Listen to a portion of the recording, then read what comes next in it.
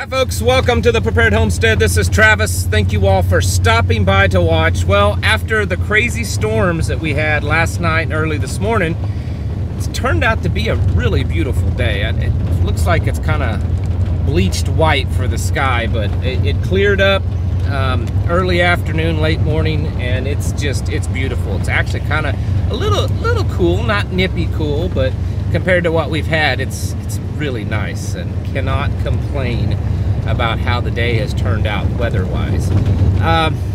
You know, as much as a few of you might think I just enjoy getting on here, giving you all the doom and gloom, honestly, I don't. The thing is it's happening all the time, and it's like every day something's going on. And the reason is, folks, is because things are picking up speed. Most of you get that. Most of you understand that, that it's getting into that home stretch now. And they know that time is ticking away, and they got to kind of be pushing their agenda, pushing to get things in place where they want them to be, so that the globalists can do their final takeover. You know, there's been a lot of stuff, and I talked this morning about the US dollar, currency, gold. Yeah, I know, the road's rough and bumpy. We had 5 inches or so of rain, so there's a lot of washouts. So it's worse than normal. I apologize, but I can't fix it.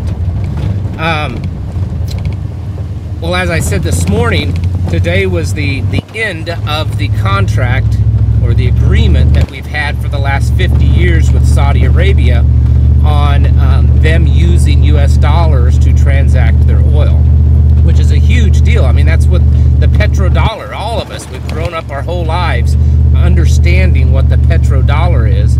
Well, technically, according to official documentation, today it's no longer the petrodollar.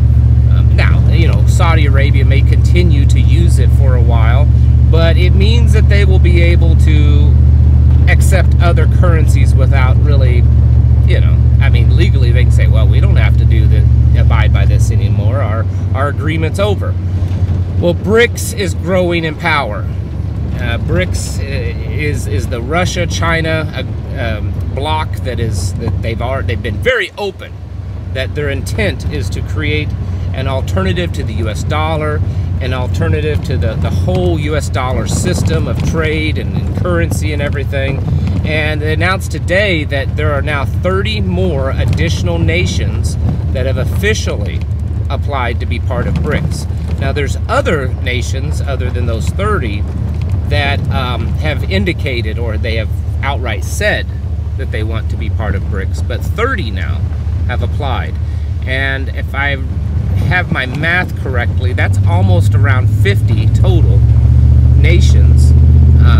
So we're talking, you know, roughly a quarter of the planet is lining up already to use something other than the US dollar, which is significant, folks. It's very significant, because it wasn't that many years ago where anywhere you went in the world you could use US currency, and it was accepted, and it was used in trade for just about anything and everything.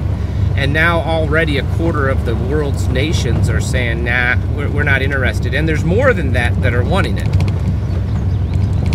And while I understand that combined these nations aren't the West, it's not Europe, it's not the United States, but combined they're very powerful. If you look, and not only is it they're powerful in their wealth, but they're powerful in their resources. We're talking a large portion of the world's oil, of the world's rare earth minerals that's used to make all this technology, a large concentration of gold, precious metals, all kinds of stuff are now being part of this BRICS bloc. So this is that in itself, between the no longer petrodollar and more nations lining up, practically begging to be part of BRICS and to go off the US dollar, is a very, very significant thing. And I'm telling you that this may not be the absolute most important thing going on, but it is certainly an extremely important thing going on, because it's going to have some major repercussions. Now, I personally believe that there are two possibilities going on. Either A, the Federal Reserve and the U.S. Treasury and stuff are allowing this to happen so that the U.S. dollar can collapse, so that they can say, oh, well, now we have a reason to unveil this digital currency. Or B, the other alternative is that they're just in cahoots with it. They're actively participating and being part of this destruction of the U.S. dollar, because they know that the dollar is, while as powerful as it is and all this kind of stuff, all currencies eventually come to an end. And with the amount of debt that our currency is part of, they know there's no way of fixing it. There's nothing. There's not enough manufacturing. There's not enough production in this country. There's not enough. There's not enough to offset $35 trillion and growing very rapidly. So that is a huge deal. Also, along with all that, and it may not be directly connected, but I think it plays a part in the global affairs thing.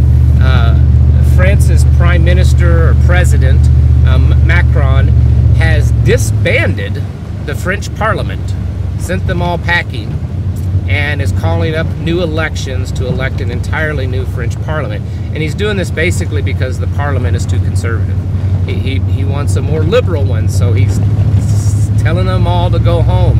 That's something that, like, you would see in a dictator would do. And so, while, you know, we could all make our little jokes about France, France is a big, powerful nation, and they have a powerful voice in NATO and in the EU and all of that. And for them to be doing that, I think that's pretty significant. Also, I may be wrong on this one. I think it's Belgium. Belgium's prime minister abruptly resigned. I think it's one of those European nations with a B word. I didn't write any of this down. I've been really busy today. I've got like 3 hours of sleep under my belt. So if I'm slightly incorrect on the nation, please forgive me. But I believe it's Belgium's prime minister just abruptly resigned. And we're seeing more and more of that. There's a growing movement in the European Union to also do somehow, some way of kicking Hungary out of the European Union. And Turkey is wanting to leave the European Union and join BRICS. So there's a lot of moving around and shifting of players and powers. And usually, when that kind of stuff happens throughout history, that's a big sign that there's a coming massive change of world powers. And so all of this stuff that myself and many others have been telling you about for the last few years, that there's a new world order creeping up, that there's going to be this final battle, physically and, you know, figuratively, to figure out who's the reigning champion of the world. And it doesn't look like America will be that next one, possibly. And then all of this stuff is happening. The hoarding of gold, the devaluing of the US dollar, and then all of these nations just kind of, there's just a lot of chaos seems to be right now around the world, along with the wars and everything else. So, I mean, I think it's a pretty good sign. When I say that it looks like things are picking up speed, that, you know, global changes, new world order type of stuff is happening, and it's picking up speed, I think that's a fairly accurate assessment. And while you and I may not be able to change that at all, we may not be able to fix anything, there's nothing we can do about it. I know that's what many of you are saying. What am I supposed to do about it? Well, you're not supposed to do anything about it. At least you can't. But you can fix yourself, you can fix your family, and you can have great change within your community. And that's the things that we need to be focusing on. When we see all of these things happening around the world and realize how much closer we're getting to things really starting to fall apart, it needs to be big motivation for us to get up off the couch and do more. Become more self-sufficient. Stock up more. Develop new skills. make connections and relationships with the people around you, building a community, building a mutual assistance network of people that can pull together when times get tough, because the way things looking, we're not too far away from times being a lot tougher than they are now. It's time to get your houses in order, folks, and to prepare yourselves mentally, physically, and spiritually. Thanks for watching. Catch you in the next video.